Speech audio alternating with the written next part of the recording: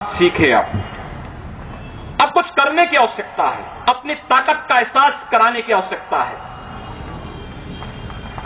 कौन मौलाना हैदराबाद से बोलता है, कौन कहां से बोलता है, इसलिए बहुत चिंता मत करिए, क्योंकि बकरे की अम्मा कब तक खैर मनाएगी आप देखते रहिए। बस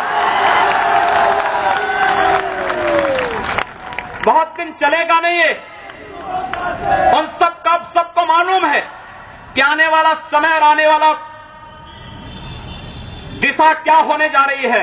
यह हिंदुत्व की सदी है और हिंदुत्व की सदी केवल भारत की नहीं दुनिया की सदी होगी। पूरी दुनिया के अंदर हिंदुत्व का झंडा एक बार पुनः मजबूती के साथ भगवा झंडा दुनिया के अंदर कोने कोने में लहराएगा।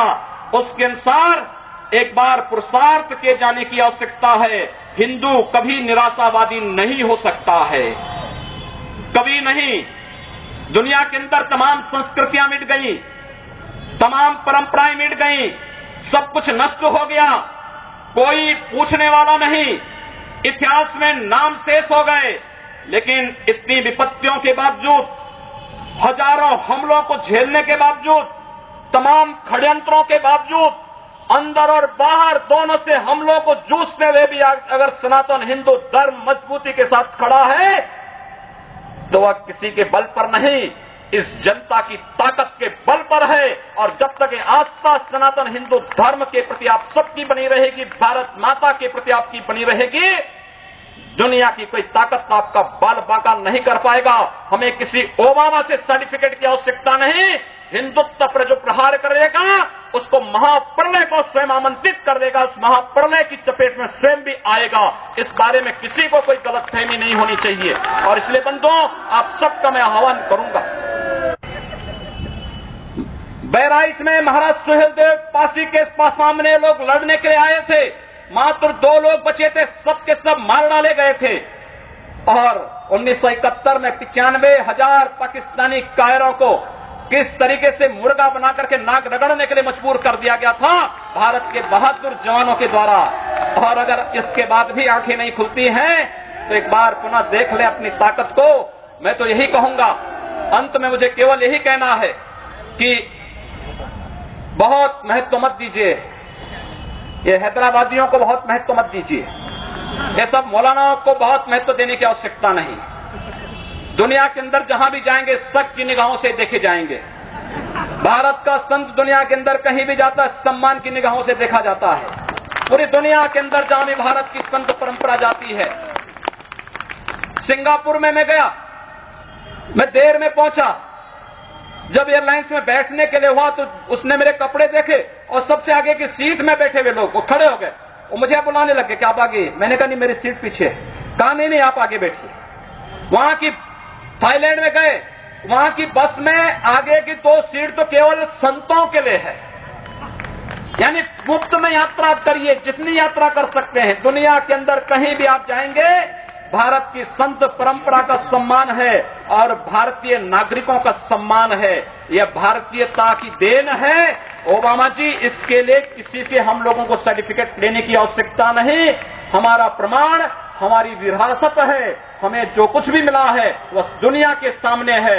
लेकिन याद रखना, अगर कोई हिंदुत्व को छेड़ेगा तो वह मानवता की बर्बादी का संदेश होगा और कुछ नहीं होगा। हिंदुत्व दुनिया के अंदर सुख और शांति का प्रतीक है और विश्व हिंदू परिषद इसका नेतृत्व कर रहा है। विश्व सुरक्षा की गारंटी हो।